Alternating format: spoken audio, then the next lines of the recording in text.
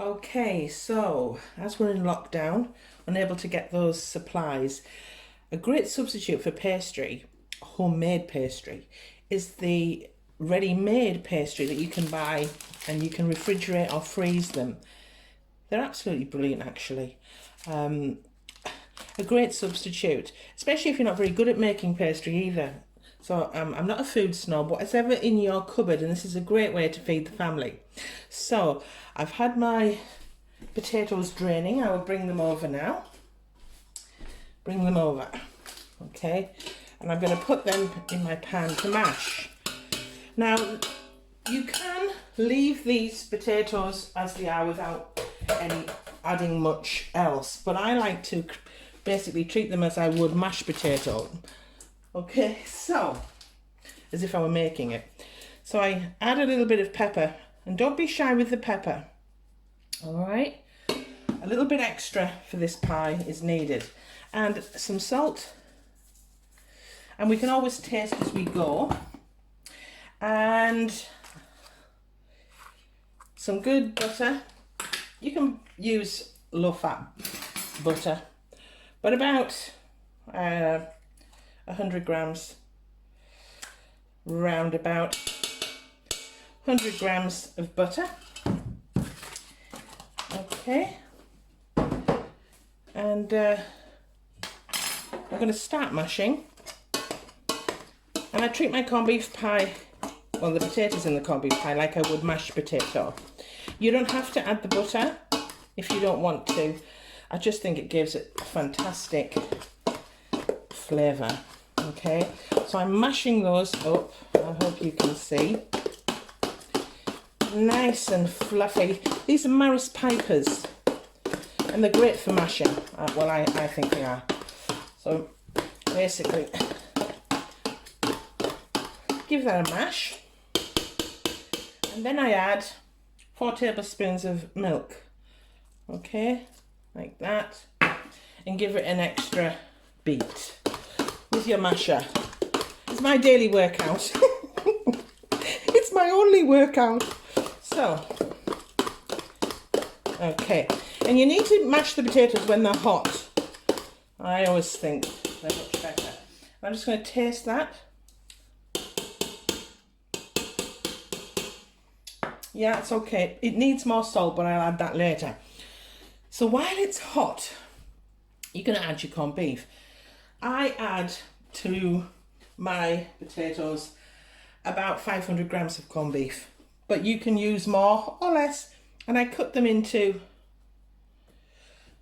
pieces, slices, so it's easier to mash.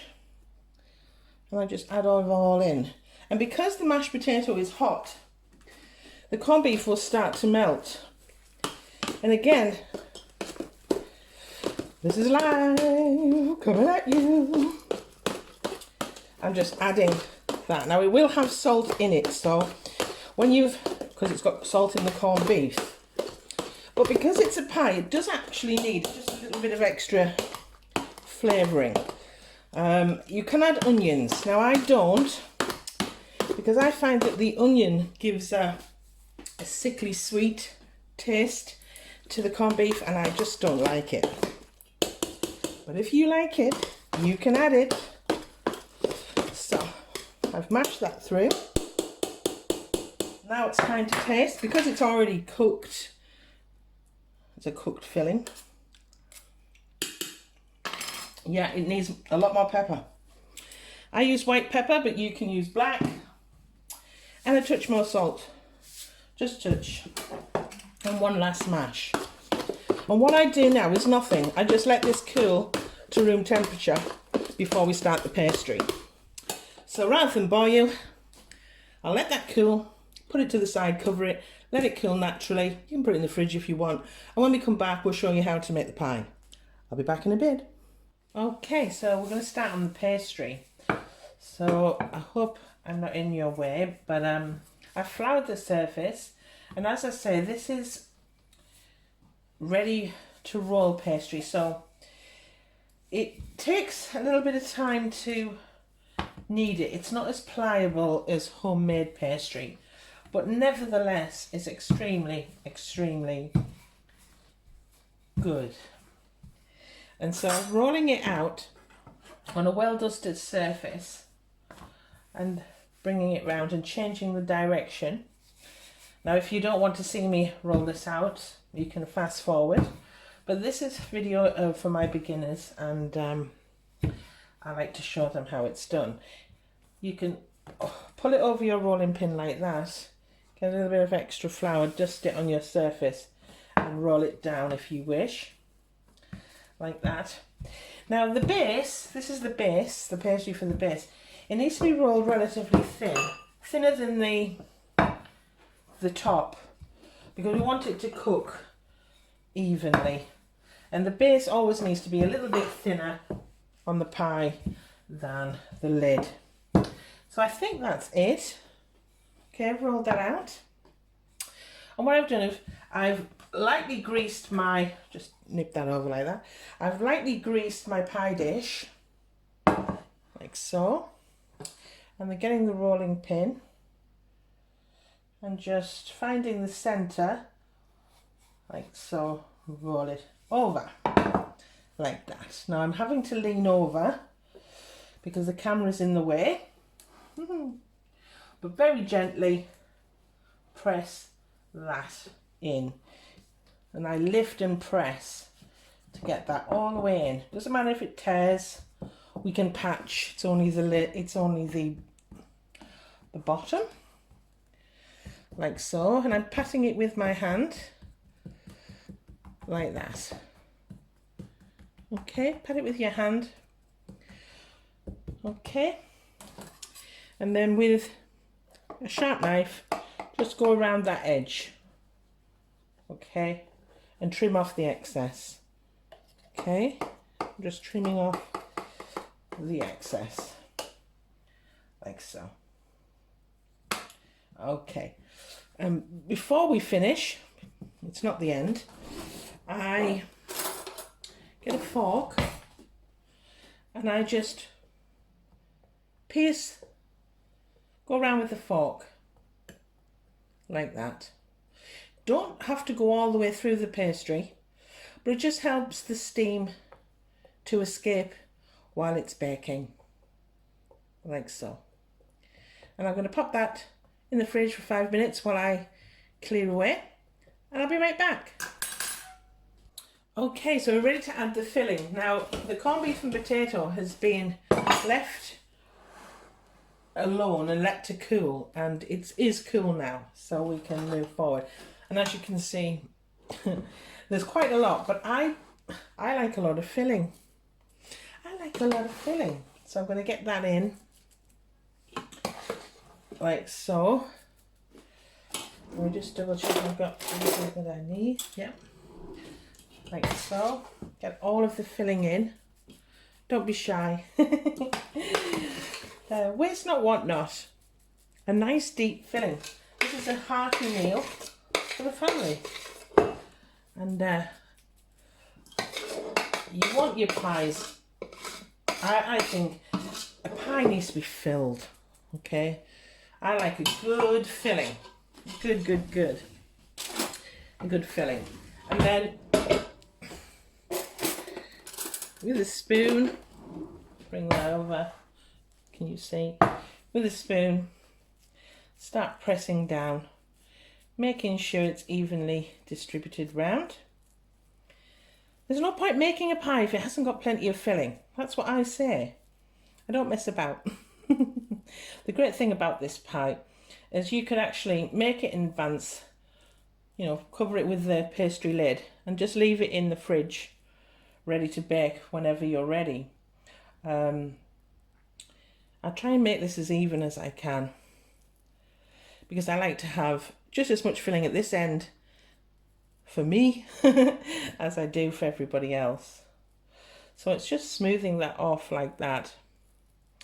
And right now I'm going to get the kettle on and I'm going to put this in the fridge while I work on the lid. I'll be right back. Okay, so I'm doing the lid now. This lid needs to be a little bit thicker, okay? Just a touch, about I would say 5 millimeters thick is enough, like so, like that. Okay, yeah, like that. Okay, so I'm going to move my pastry out of the way, and I just pick it up and just put it to the side for a second. I'm going to bring in my filling, as you can see, and with a little bit of beaten egg, just going to put some of that egg wash around the edge so that the lid has something to stick to. Okay, and you can do this with the family. The children can get involved. Everyone can get involved. I mean, there should be a little bit of shrinkage in the baking process, and that's natural. But putting it in the fridge for a little while does help. I treat this pastry exactly how I would treat making my own homemade pastry.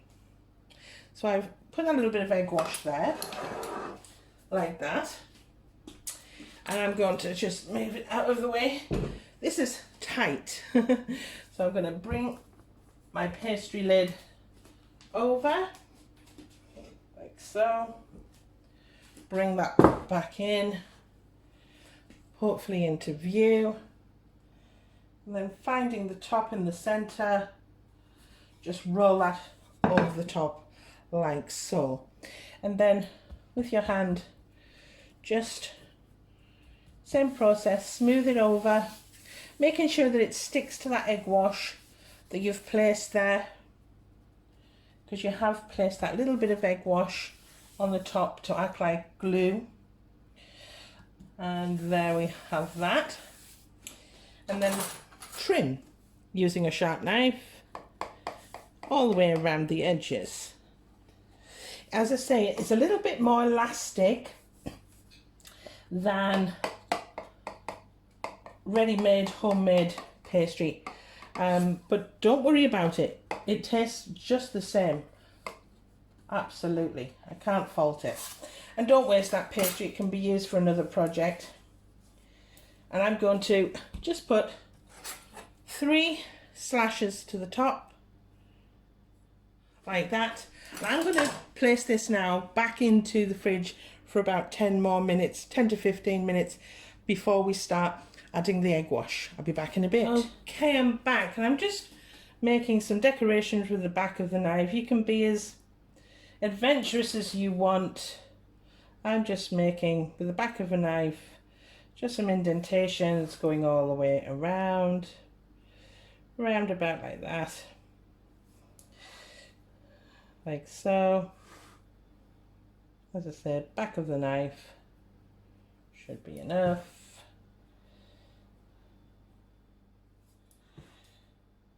You can do the same at home, or you can decorate it any way you want. I'm just making some. I'm not going all the way through. But as you can see, it just adds a little bit of texture, just a touch. And with a little bit of leftover pastry, moving that out of the way, I've got a cookie cutter. It's in the shape of a leaf, but you can make them. I'm just going to roll. This is just a little bit moist. Just going to roll some leftover pastry here. Nice, done. And with a leaf cookie cutter, just going to stamp out a leaf shape, like so. See? There. And I've done 3. I've done another 2, so I've got 3 in total. And then you bring your pie over. Make sure you've got your oven on ready.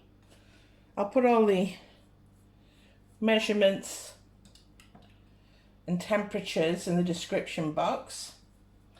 But this wants to go into a preheated oven. I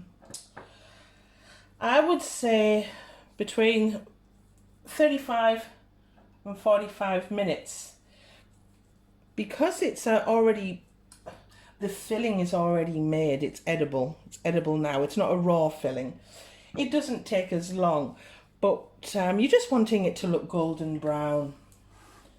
You're just wanting it to look golden brown. And so you get that topping on there, that egg wash, making sure it's right to the edges, and get that into the oven to bake. And I'm going to put that in now, and I'll show you what it looks like when it's done. Oh, I'm back. I haven't put it in the oven because I've forgotten to top them, haven't I? So I'm just going to put a little bit of decoration on, just a touch, and it's just a little bit of leaves that I've cut out in advance, like so. Placing them on the top like that. And again, just add a little bit of the wash to it like so. So, for the second time, it's going in the oven. 40 to 45 minutes. I'll be back in a bit. Okay, let's get this out of the oven. Oh, it's hot. It's hot, hot, hot. Whoa. Woo. Ow. Okay. So, she's looking beautiful, isn't she? She's a very generous pie. Very, very generous. But it's to feed the entire family, and there'll be a little bit left over for the next day, because I know that this pie, this corned beef pie, is absolutely delicious the next day served cold. Please give me a thumbs up. Like my channel, it really does help it grow. Subscribe if you haven't already, and click the bell and you'll be notified of when I upload next. I'm going to get that kettle on now. It's time for a cuppa. And just before I go, I hope you're all doing okay under these circumstances. I'm wishing all my subscribers a great day. And I know it's sunny out there, but don't be tempted to go outside and go for a day out at the beach. Stay at home. But thanks for your time. Speak to you soon. Bye.